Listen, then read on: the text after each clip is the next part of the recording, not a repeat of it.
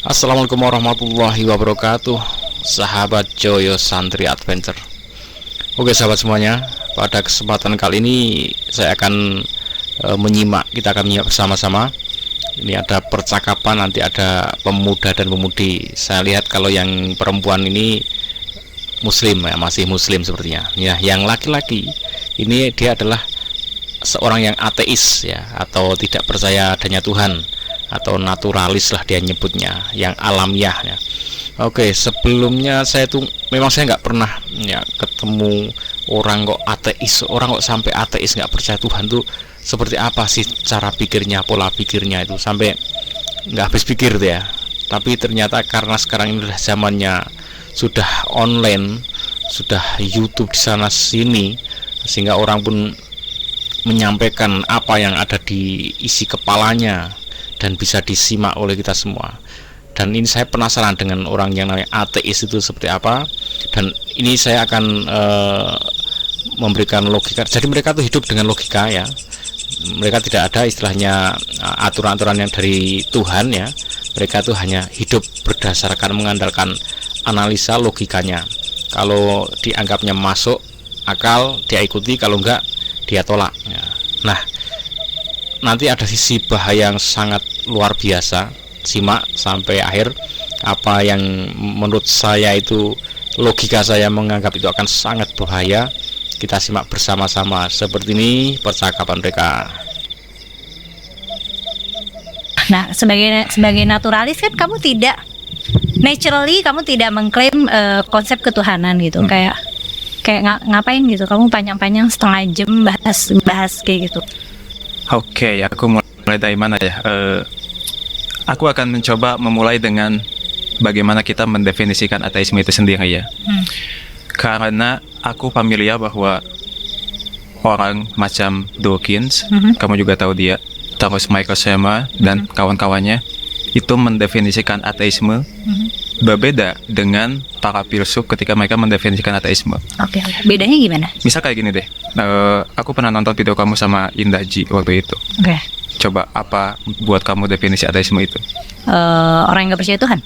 Yes, itu adalah definisi yang dipakai oleh Dawkins dan ini ya, mereka tuh mendefinisikan ateis sebagai lack of belief gitu loh, lack theism. Jadi sikapnya adalah aku tuh nggak percaya sama klaim kamu gitu loh. Kamu bilang Tuhan itu ada dan aku nggak percaya sama klaim kamu, itu adalah ateisme Dawkins dan kawan-kawan.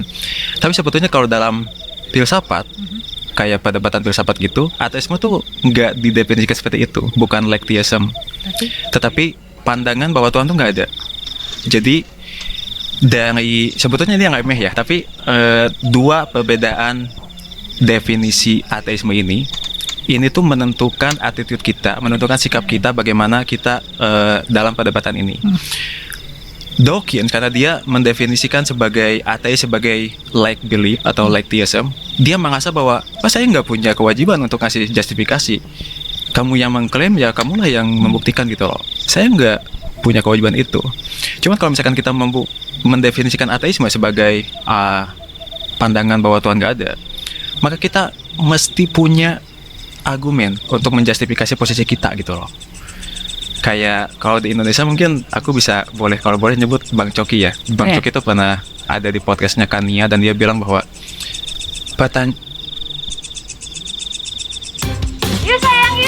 disampaikan atau ditanyakan itu adalah kenapa lu percaya, bukan kenapa lu tidak percaya.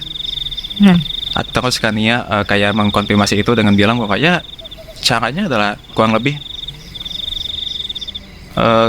kamu mesti bisa pertanyaan yang pas adalah kenapa kamu Marxis, kenapa kamu menganut Marxisme gitu, kenapa kamu Marxis, bukan kenapa kamu bukan Marxisme. Tapi buat aku menilai dua-duanya pantas aja. Karena kalau misalkan saya tanya Kumaila, kenapa kamu Marxis, kamu mesti punya justifikasi untuk itu. Kenapa kamu bukan Marxis, kamu juga mesti kasih justifikasi untuk itu gitu.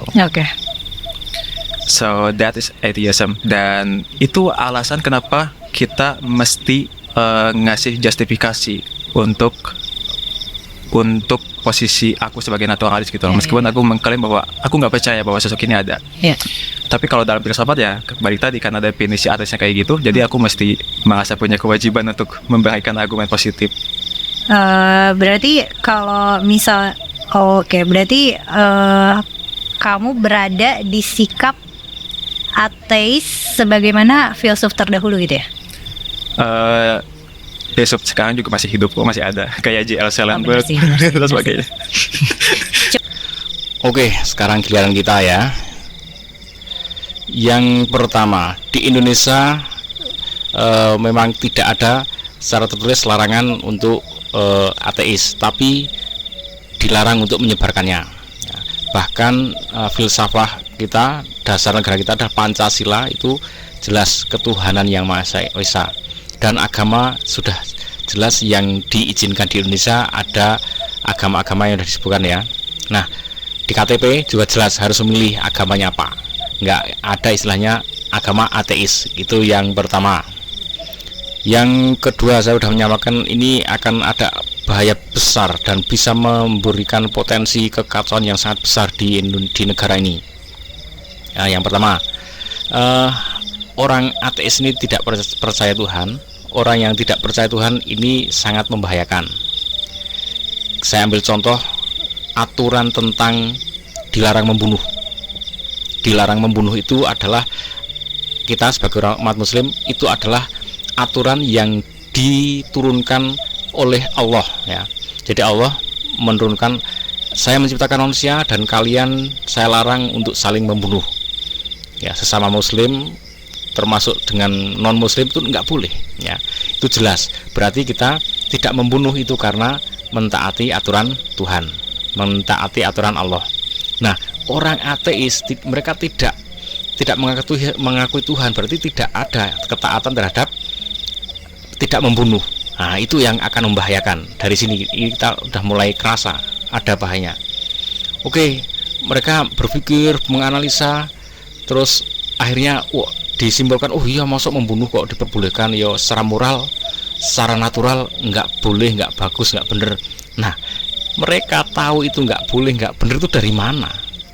Dari mana? Kalau kita jelas nggak tahu, nggak boleh itu jelas sumbernya dari Allah yang melarang tidak membunuh. Oke, di sini jelas ya. Nah, berikutnya ini akan membahayakan bagi orang lain. Orang yang ateis bisa saja dia langsung akan membunuh orang lain dan dia tidak ada pertanggungjawaban apapun terhadap Tuhan, terhadap apa negara. Ya kalau ketahuan, kalau enggak ada pertanggungjawaban apapun. Itu membahayakan orang lain. Yang kedua, membahayakan dirinya sendiri. Ya, kalau dia udah bilang saya ateis, wah ini akan bahaya. Dia itu dalam bahaya sebenarnya. Kalau ada orang yang berpikir, wah ini orang ateis nih, orang yang nggak percaya Tuhan, berarti tinggal kalau pas keluar rumah dikuntitin, ikutin, ketemu jalan sepi, sikat, dibunuh, ambil harta bendanya, dikuasai, selesai. Dia akan minta pertanggungjawaban kemana? Ke negara? Lo nggak ada yang tahu, selesai ya kan? Negara nggak bisa bertanggung jawab, nggak ada yang tahu. Kemudian dia akan minta pertanggungjawaban kepada siapa? Tuhan. Oh, dia nggak mengakui Tuhan, nggak ada. Berarti dia mati, selesai, jadi tanah. Nah, ini jadi lahan yang empuk bagi orang yang berpikiran jahat.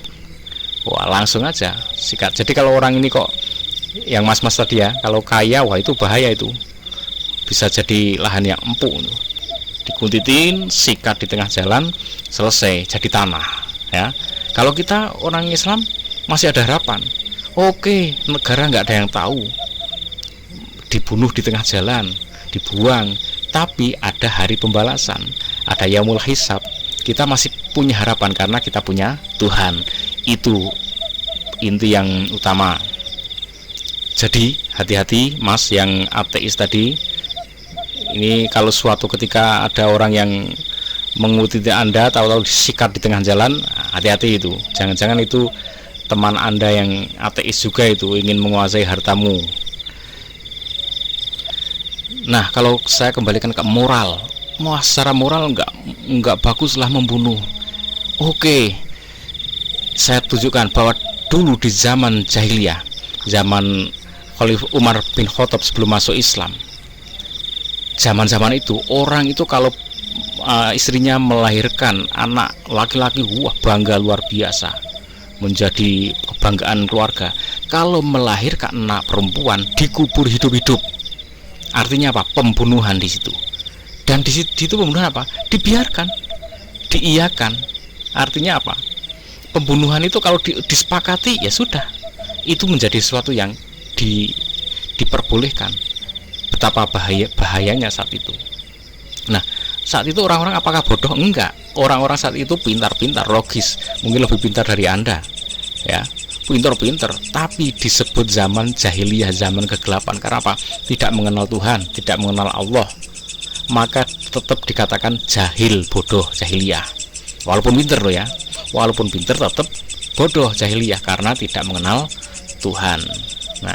Nah, jadi hati-hati. Nggak bisa kalau hanya berdasarkan secara moral, nggak mungkinlah membunuh.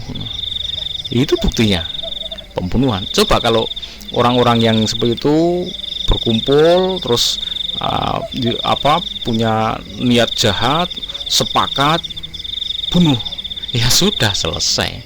Jadilah aturan dan boleh, ya. Itu bahaya sekali, bahayanya orang ateis, ya. Saya katakan orang ateis itu ada potensi bahaya ke depannya. Maka saran saya kalau memang mau ateis, mulai sekarang kalau mau ateis boleh kok, nggak masalah, ya. Nggak milih Islam, nggak milih Kristen, nggak milih Katolik, nggak milih Hindu, Buddha, nggak masalah. Ateis nggak masalah. Tapi itu yang paling bagus tuh sekarang mulai nabung, ya, kumpulkan uang, lalu pergilah ke luar negeri yang di mana di sana itu negara-negara kaum ateis. Maka kamu akan berkumpul dengan golonganmu dengan aman dan nyaman. Jangan di Indonesia, ya. Kalaupun toh di Indonesia, ya diem aja. Pokoknya nggak milah agama apapun, terus nggak sholat, nggak ke gereja, nggak, pokoknya, tapi diem aja, nggak usah mengajarkan, ya. Karena memang ada larangan yang mengajarkan. Karena tadi secara logika potensinya bahaya seperti itu, ya. Dan secara logika, Mas yang tadi hati-hati, ya. Kalau Anda dikuntitin, tahu-tahu dibunuh, ya gimana?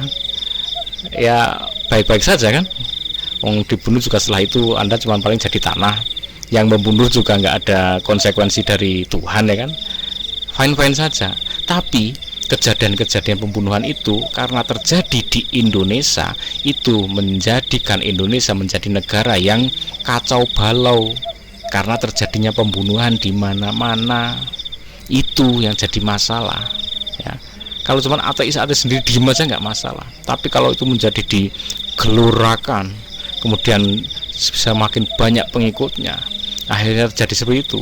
Kekacauan itu terjadi di Indonesia, itu yang jadi masalah. Makanya saya ya ateis nggak boleh lah itu dikembangkan di Indonesia kayak PKI, ya. Oke, teman-teman, semoga kita bisa mengambil pelajaran, mengambil manfaat. Dan bagi yang belum mengenal Tuhan, semoga diizinkan mendapatkan hidayah. Dan semoga mas-mas yang tadi kalau dapat hidayah itu bisa imannya jauh lebih kuat daripada orang yang nggak berpikir sama sekali. Oke, semoga bermanfaat. Assalamualaikum warahmatullahi wabarakatuh.